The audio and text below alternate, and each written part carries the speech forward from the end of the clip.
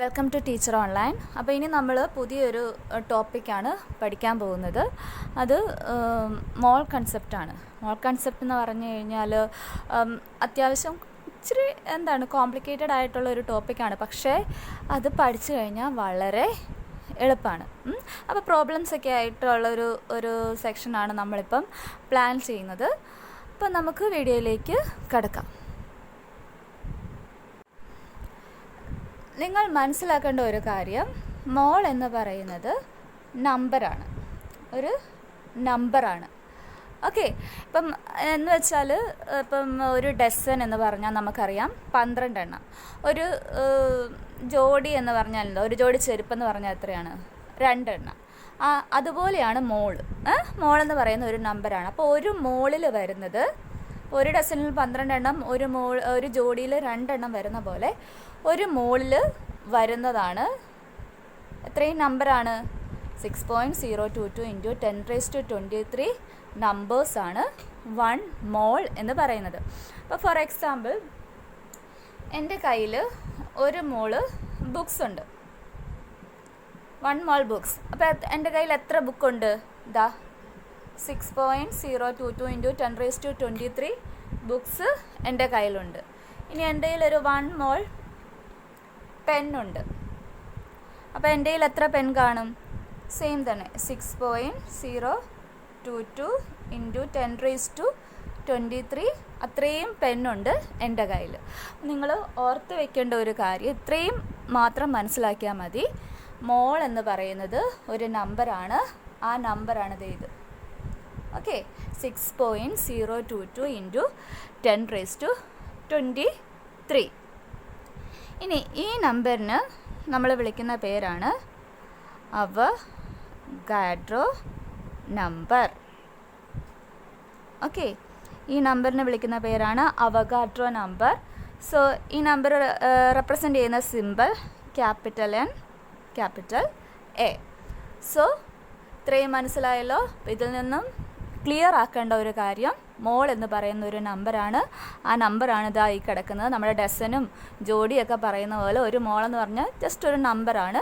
അത് ഇത്. ഓക്കെ, അതിന് പറയുന്ന പേര് അവഗാഡ്രോ നമ്പർ. അതിൻ്റെ സിമ്പിൾ ഇത്. ഇനി ഇത്രയും മനസ്സിലാക്കിയ സ്ഥിതിക്ക് ഇനി നമ്മൾ ഇത് കെമിസ്ട്രിയിൽ എങ്ങനെയാണ് ഇത് അപ്ലൈ ചെയ്യുന്നതെന്ന് നമുക്ക് നോക്കണം. അതിന് നമ്മൾ കുറച്ച് ബേസിക്സ് ആയിട്ടുള്ള കാര്യങ്ങൾ പഠിക്കണം. ബേസിക്സ് ആണ്, ഞാൻ പറഞ്ഞാൽ ഇത് പ്രോബ്ലം ഒക്കെ ചെയ്യാൻ നിങ്ങൾക്ക് വളരെ സഹായകമാകും. അപ്പോൾ അതൊക്കെ എന്തൊക്കെയാണെന്ന് നമുക്കൊന്ന് നോക്കാം. സോ ഇവിടെ നമുക്ക് കാർബൺ ആറ്റം വെച്ച് തുടങ്ങാം. Carbon atom. അപ്പോൾ കാർബൺ ആറ്റം എന്ന് പറയുന്നതിൻ്റെ അറ്റോമിക് നമ്പർ എത്രയാണെന്ന് നമുക്കറിയാം. എത്രയാണ് atomic number? Atomic number is equal to 86. Okay, atomic number 6 ആണ്. അതായത് അതിൻ്റെ ഇലക്ട്രോണിക് കോൺഫിഗറേഷൻ എന്ത് വരും? 2 4 അല്ലേ? അപ്പം അത് നമുക്ക് നോക്കാം, ബോറിൻ്റെ ആറ്റം മോഡലിൽ എങ്ങനെയാണ് അത് കിടക്കുന്നതെന്ന്. അപ്പോൾ ഇത് ന്യൂക്ലിയസിനകത്ത് എന്തൊക്കെ കാണും? പ്രോട്ടോൺ കാണും, ഇലക്ട്രോൺ കാണും. അപ്പോൾ കാർബൺ ആറ്റത്തിൻ്റെ ന്യൂക്ലിയസിനകത്ത് 6 പ്രോട്ടോണും 6 ന്യൂട്രോണും കാണും. ബാക്കി 2 ഷെല്ല് അല്ല, ഇലക്ട്രോണിക് കോൺഫിഗറേഷൻ എഴുതുമ്പോൾ നമുക്ക് കിട്ടുന്ന 2 ഷെല്ല്. അപ്പോൾ ആ 2 ഷെല്ലിൽ ആദ്യത്തെ ഷെല്ലിൽ 2 എണ്ണം, രണ്ടാമത്തെ ഷെല്ലിൽ എത്രയാണ്? 4 എണ്ണം. ഇങ്ങനെയാണ് കാർബൺ ആറ്റം കിടക്കുന്നത്. അപ്പോൾ total electrons, total proton, total neutron, total electrons എല്ലാം 6 ആണ്. അപ്പോൾ അതിൽ പ്രോട്ടോണും ന്യൂട്രോണും ന്യൂക്ലിയസിനകത്താണ്, ബാക്കി ഇലക്ട്രോൺസ് എല്ലാം എന്താണ്? ഷെല്ലിനകത്ത് കിടക്കുകയാണ്.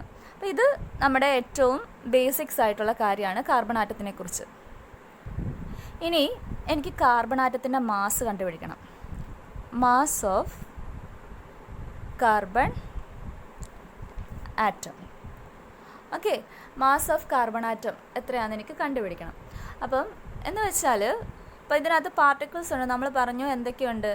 ഇലക്ട്രോൺ ഉണ്ട്, പ്രോട്ടോൺ ഉണ്ട്, ന്യൂട്രോൺ ഉണ്ട് അല്ലേ?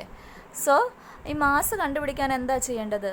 ഇതെല്ലാം കൂടി അങ്ങ് ആഡ് ചെയ്താൽ മതി. എത്ര ഇലക്ട്രോൺ ഉണ്ട്, എത്ര പ്രോട്ടോൺ ഉണ്ട്, എത്ര ന്യൂട്രോൺ ഉണ്ട്, ഇതെല്ലാം കൂടെ കൂട്ടി അങ്ങ് ആഡ് ചെയ്യണം. So 6 proton plus 6 neutron plus 6 electron. അപ്പോൾ ഇതെല്ലാം അങ്ങ് ആഡ് ചെയ്യുക. ഇനി ഇതെത്രയാണെന്ന് അറിയണ്ടേ? പ്രോട്ടോൺ എന്ന് പറഞ്ഞാൽ അതിൻ്റെ വാല്യൂ എന്ന് പറയുന്നത് 1.6726 ഇൻറ്റു 10⁻⁻²4. ഓക്കെ, ഇനി അതായത് ഇത് മാസ് ഓഫ് പ്രോട്ടോൺ, പ്രോട്ടോണിൻ്റെ മാസ്. ഇനി മാസ് ഓഫ് ന്യൂട്രോൺ ആണ്. മാസ് ഓഫ് ന്യൂട്രോൺ എന്ന് പറയുന്നത് 1.675 ഇൻറ്റു 10⁻⁻²4. ഇതാണ് ന്യൂട്രോണിൻ്റെ മാസ്. ശരിക്കും നോക്കിയേ, ഇത് ഒരു ശകലം കൂടുതലാണെന്നേ ഉള്ളൂ, ബാക്കി എല്ലാം സെയിം തന്നെയല്ലേ. 1.67 ഇത് 26ഉം ഇതെത്രയാണ് 5 സംതിങ് ആണെന്നേ ഉള്ളൂ. സോ നമ്മൾ എന്ത് ചെയ്യണം? ഇത് രണ്ടും ഒരേ വാല്യൂ ആക്കി അങ്ങ് എടുക്കാം. കുറച്ച് കൂടുതലാണെങ്കിലും സാരമൊന്നുമില്ല, ഇത് നമുക്ക് എന്ത് ചെയ്യാം? ഒരേ വാല്യൂ ആക്കി എടുക്കാം. സോ മാസ് ഓഫ് പ്രോട്ടോൺ എന്ന് പറയുന്നത് 1.67 ഇൻറ്റു 10⁻⁻²4. മാസ് ഓഫ് ന്യൂട്രോൺ എന്ന് പറയുന്നത് 1.67 ഇൻറ്റു 10⁻⁻²4. രണ്ട് സെയിം ആണ്. ഇനി അടുത്തത് ആരാണ്? Mass of electron. Mass of electron എന്ന് പറയുന്നത് 9.1 ഇൻറ്റു 10⁻⁻28. ഓക്കെ, 10⁻⁻28 ആണ് വരുന്നത്. സോ ഇതെല്ലാം ഗ്രാമിലാട്ടോ, മാസല്ലേ. ഓക്കെ, അപ്പോൾ ഇത് ഈ ഇലക്ട്രോണിൻ്റെ മാസ് എന്ന് പറയുന്നത് ഈ പ്രോട്ടോണിൻ്റെ മാസിനേക്കാളും mass of electron is 1/1837 times smaller than proton. പ്രോട്ടോണിനേക്കാളും ഇതാ ഇത്രയും ടൈംസ് ചെറുതാണ്, ഇത്രയും മടങ്ങ് ചെറുതാണ് ഇലക്ട്രോണിൻ്റെ മാസ്. അപ്പോൾ ഇതെന്താണ്? വളരെ വളരെ വളരെ കുറവായിരിക്കും. സോ നമുക്ക് ഈ മാസ് ഓഫ് കാർബൺ ആറ്റം കണ്ടുപിടിക്കുമ്പോൾ ഇത് ഉണ്ടെങ്കിലും ഇല്ലെങ്കിലും ഒക്കെ ഏകദേശം സെയിം ആയിട്ട് അങ്ങ് നിൽക്കും. സോ ഇത് നമുക്ക് എടുക്കേണ്ട, അത് നെഗ്ലിജിബിൾ ആണ്, തീരെയില്ല, ഒട്ടുമില്ല.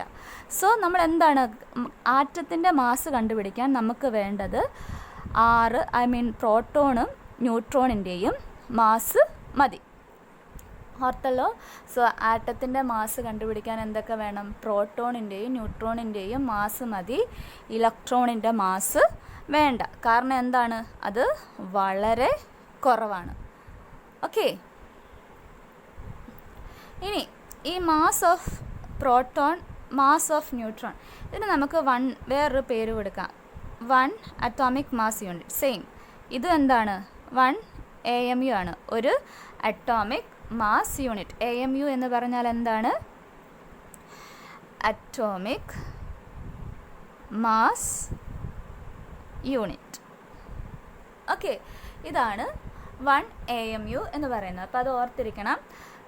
1.67 ഇൻറ്റു 10⁻⁻4 എന്ന് പറയുന്ന മാസ് ഓഫ് പ്രോട്ടോൺ ആണ്. അതിനെ നമ്മൾ എന്തെന്നും വിളിക്കും? 1 AMU, അറ്റോമിക് മാസ് യൂണിറ്റ് എന്ന് വിളിക്കും. അതുപോലെ തന്നെ സെയിം ന്യൂട്രോണിൻ്റെ കേസിലും. അപ്പോൾ അത്രയും മനസ്സിലായല്ലോ. ഇനി നമുക്ക് കാർബൺ ആറ്റത്തിൻ്റെ മാസ് കണ്ടുപിടിക്കാം. അപ്പോൾ കാർബൺ ആറ്റത്തിൻ്റെ മാസ് എങ്ങനെയാണ് കണ്ടുപിടിക്കുന്നത്? 6 proton, mass of carbon atom that is equal to 6 proton plus 6 neutron അല്ലേ? 6 പ്രോട്ടോൺ. ഇലക്ട്രോണിൻ്റെ ആവശ്യമില്ല, നമ്മൾ കണ്ടു, അത് തീരെ കുറവായതുകൊണ്ട് ഇതിൻ്റെ ആവശ്യം ഇല്ല. അപ്പോൾ 6 പ്രോട്ടോൺ, 6 ഇൻറ്റു പ്രോട്ടോണിൻ്റെ വാല്യൂ എത്രയാണ്? അതിൻ്റെ മാസ് എത്രയാണ്? വാല്യൂ പോട്ടെ, മാസ് എത്രയാണ്? 1.67 ഇൻറ്റു 10⁻⁻24. ഇനി ന്യൂട്രോണിൻ്റെ മാസ് 6 ഇൻറ്റു സെയിം തന്നെ, 6 ന്യൂട്രോൺ ഉണ്ടല്ലേ, അപ്പോൾ 6 ഇൻറ്റു 1.67 ഇൻറ്റു 10⁻⁻24.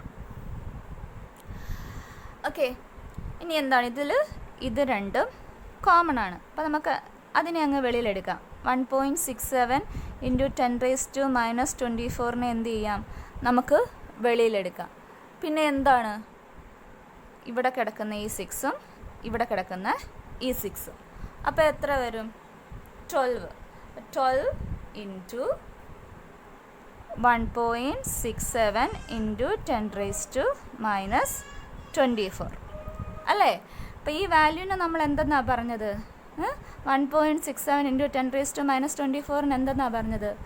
1 AMU. അപ്പം നമുക്ക് ഈ വാല്യൂവിന് പകരം എന്ത് എഴുതി വെക്കാം? 12 AMU.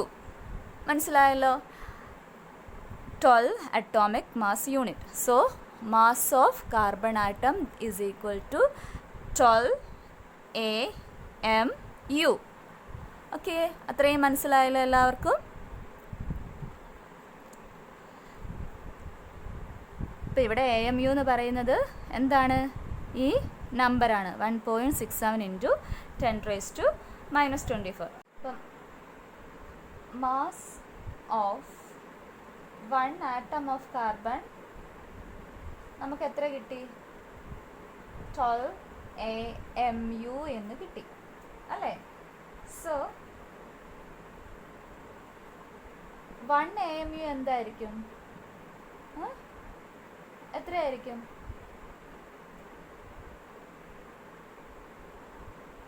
എങ്ങനെയായിരിക്കും? 1/12 mass of carbon atom. ഒരു AMU എന്ന് പറയുന്നത് കാർബൺ ആറ്റത്തിൻ്റെ 12 അതായത് 1.67 ഇൻറ്റു 10⁻⁻24 എന്ന് പറയുന്നത് കാർബൺ ആറ്റത്തിൻ്റെ 12 ഭാഗമാണ്, മാസിൻ്റെ 12 ഭാഗമാണ്. അപ്പം ഒരു AMU എന്ന് പറഞ്ഞാൽ നമുക്ക് ഡെഫിനിഷൻ പറയാമല്ലോ. 1/12 ദ മാസ് ഓഫ് കാർബൺ, സ്പെഷ്യലായിട്ട് പറയുന്നത് 12 കേട്ടോ, കാർബൺ ആറ്റം. ഇതിൽ തന്നെ പറയുന്നത് carbon 12 atom.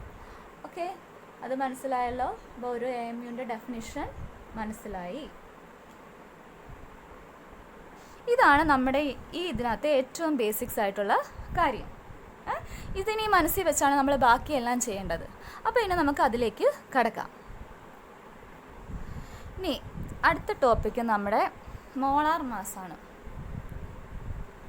Molar mass. Okay, ഈ മോളാർ മാസ് എന്ന് പറഞ്ഞത് mass of 1 mole of substance. ഏത് സബ്സ്റ്റൻസ് ആണോ അതിൻ്റെ ഒരു മോളിൻ്റെ മാസാണ് മോളാർ മാസ് എന്ന് പറയുന്നത്. അപ്പം മനസ്സിലായല്ലോ?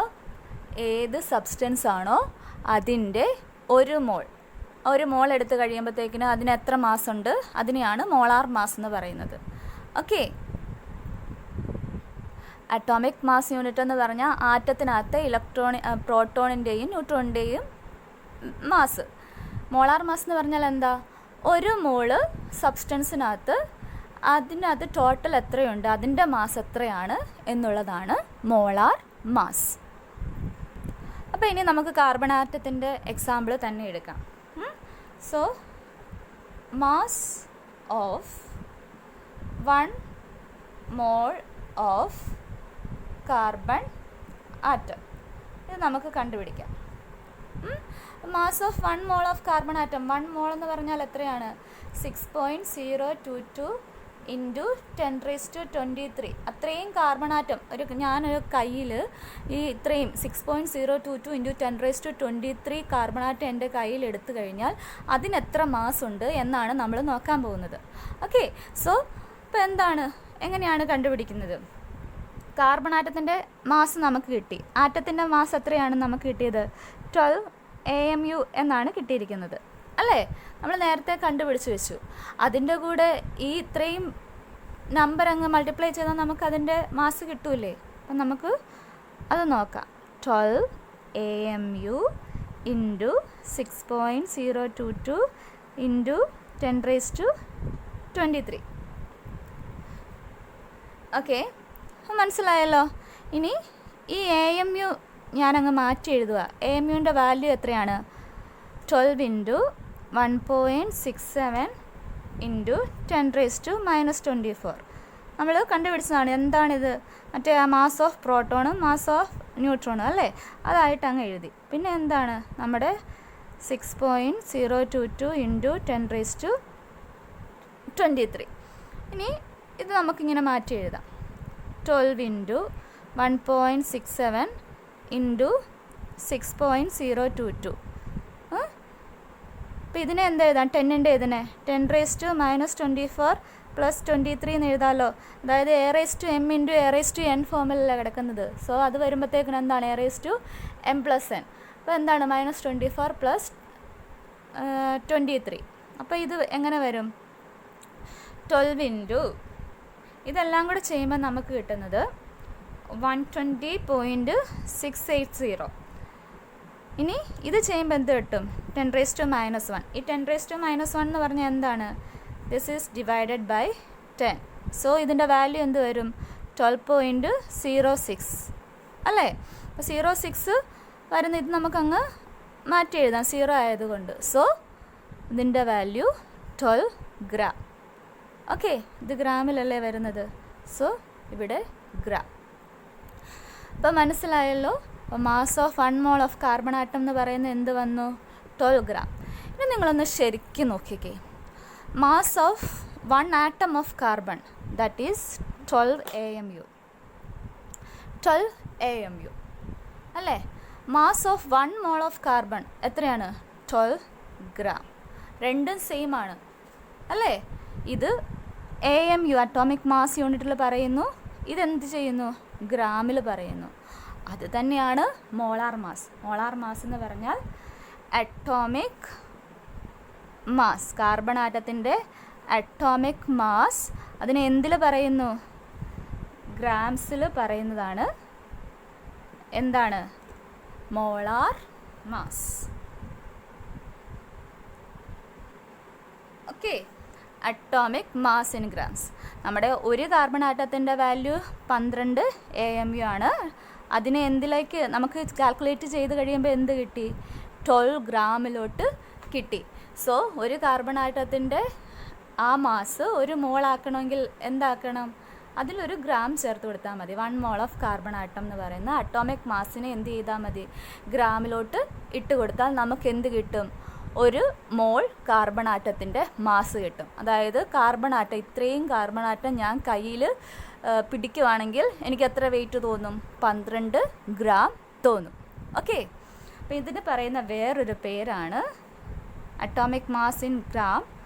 അതിന് പറയുന്ന പേരാണ് ഗ്രാം അറ്റോമിക് മാസ്. നേരെ തിരിച്ച് പറയുന്നേ ഉള്ളൂ. So GAM. അപ്പോൾ ഈ ഒരു ടേം മനസ്സിലായല്ലോ. Gram atomic mass that is molar mass. അപ്പം മോളാർ മാസ് എന്ന് പറഞ്ഞാൽ എന്താണ്? Mass of 1 mole of a substance, any substance, that is called molar mass. ഒരു മോള് സബ്സ്റ്റൻസിൻ്റെ മാസിനെയാണ് നമ്മൾ എന്തെന്ന് പറയുന്നത്? Molar mass. അതായത് അറ്റോമിക് മാസിനെ ഗ്രാമിലായിട്ട് നമ്മൾ പറയും. ഇവിടെ കാർബണിൻ്റെ കേസിൽ അല്ലേ? അപ്പം അതിന് പറയുന്നതാണ് ഗ്രാം അറ്റോമിക് മാസ് അഥവാ GAM.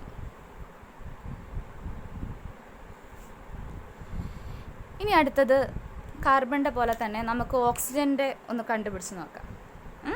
ഓക്സിജൻ്റെ ആദ്യമേ അറ്റോമിക് മാസ് കണ്ടുപിടിക്കാൻ പോകണം. അപ്പം ഓക്സിജൻ്റെ കേസ് എടുക്കാം. ഇപ്പോൾ കാർബണിൻ്റെ കേസാണ് നമ്മളെടുത്തത്. ഇനി നമുക്ക് ഓക്സിജൻ്റെ കേസ് എടുക്കാം. അപ്പോൾ ഓക്സിജൻ്റെ നമുക്കറിയാം അറ്റോമിക് നമ്പർ എത്രയാണ്? ഇസ് 8 അല്ലേ? അപ്പോൾ എങ്ങനെയാണ് വരുന്നത്? Electronic configuration 2 6. അപ്പോൾ അതിൻ്റെ മീനിങ് അറ്റോമിക് നമ്പർ 8 ആണെങ്കിൽ അതിനകത്ത് 8 പ്രോട്ടോൺ ഉണ്ട്, 8 ന്യൂട്രോൺ ഉണ്ട്, 8 ഇലക്ട്രോൺ ഉണ്ട്. ഓക്കെ, ഇനി നമുക്ക് ഒരു ആറ്റത്തിൻ്റെ മാസ്, അറ്റോമിക് മാസ് കണ്ടുപിടിക്കണം.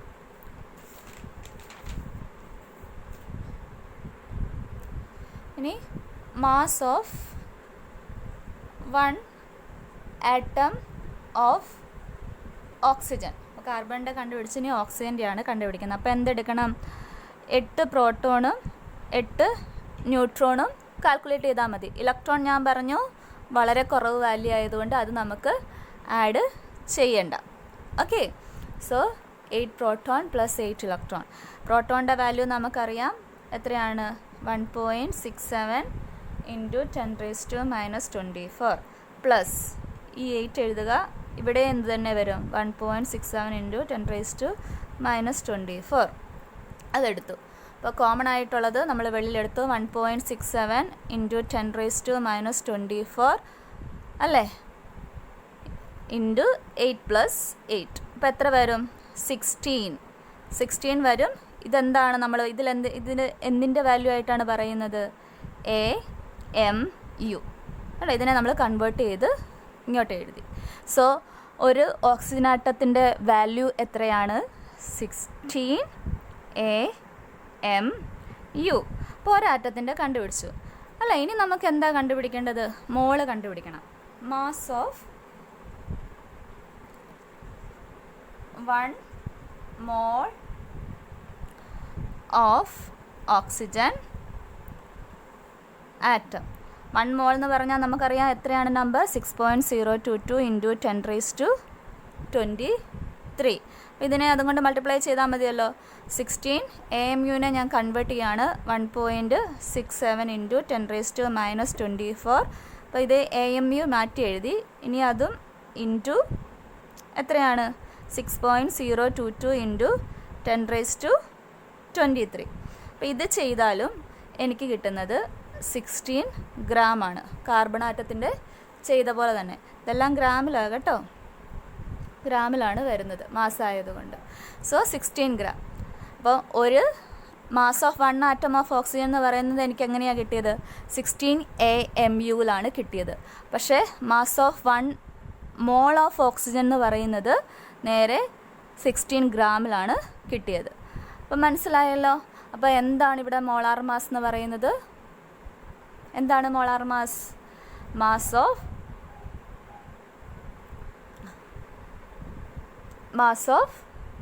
1 മോൾ ഓഫ് സബ്സ്റ്റൻസ്. അതെങ്ങനെയാണ് പറയുന്നത്? അറ്റോമിക് മാസിനെ ഗ്രാമിലാണ് എക്സ്പ്രസ് ചെയ്യേണ്ടത്. അപ്പോൾ ഓക്സിജൻ്റെ ഒരറ്റം 16 AMU, പക്ഷെ അത് 1 മോൾ ആയപ്പം ഗ്രാമിലായി. അപ്പം അങ്ങനെ പറയുന്നതാണ് GAM, ഗ്രാം അറ്റോമിക് മാസ് അഥവാ atomic mass in grams. Atomic മാസിനെ നമ്മൾ എന്തിലോട്ട് മാറ്റി? ഗ്രാമിലോട്ട് മാറ്റി. അതാണ് ഒരു മോൾ ആറ്റത്തിൻ്റെ മാസ്.